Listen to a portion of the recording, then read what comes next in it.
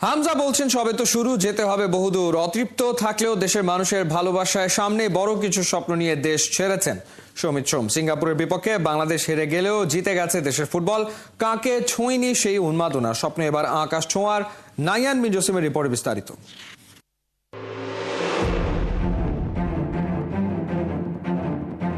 ম্যাচের পরদিন সকাল গড়িয়ে দুপুর হলেও হোম অফ স্পোর্টসের ঘুমটা যেন তখনও ভাঙেনি।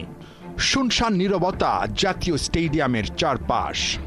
সবুজ গালিচায় তিনটা শালিক ঘুরে বেড়ানোর ছবিটা যেন বাংলাদেশ সিঙ্গাপুর ম্যাচের গল্পটাই বলছিল। জোড়া শালিক দর্শন মানেই নাকি শুভ লক্ষণ, অথচ ওই জোড়া গোলে হয়েছে বাংলাদেশের স্বপ্নভঙ্গ। রঙিন চেয়ারে বসে রঙিন স্বপ্ন বোনা হাজারো দর্শকের স্বপ্নটাও ভেঙে চুরে লণ্ডভণ্ড। গ্যালারি থেকে ক্ষোভ আর হতাশায় ছুঁড়ে মারা ওই পানির বোতলটা বয়ে বেড়াচ্ছে হাজারো দর্শকের তৃষ্ণার গল্প। আপাতত সবার ছুটি, ফুটবলাররা যে যার গন্তব্যে ফিরে গেছেন। হামজা, সমিত সোমরা একই ফ্লাইটে দেশ ছেড়েছেন, কিন্তু ওদের সাদা কালো কষ্টের গল্পটা যেন এখনো লেগে আছে ডাগআউটের ওই রঙিন চেয়ারে। যাবার আগে হামজা বলে গেছেন, এ তো কেবল শুরু, যেতে হবে বহুদূর। এমন দলে খেলতে পেরে নিজে গর্বিত, কিন্তু যা করতে চেয়েছেন তা করতে না পারার কষ্ট বুকে নিয়ে কানাডার পথে সমিত সোম। ভক্তরা একটা হারে থমকে গেছেন, কিন্তু থেমে যাননি।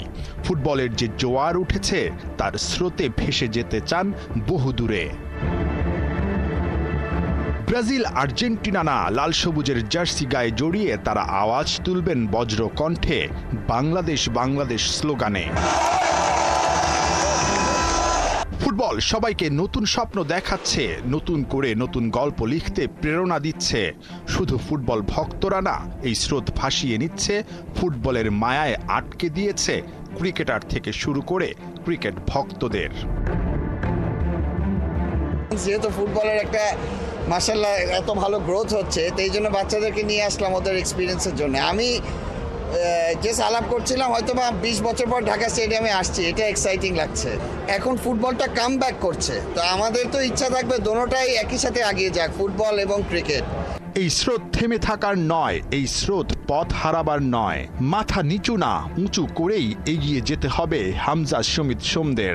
সুদিন যে হাতছানি দিচ্ছে, ওদের হাত ধরেই যে ওই লাল সবুজের বিজয় কেতন উড়বে।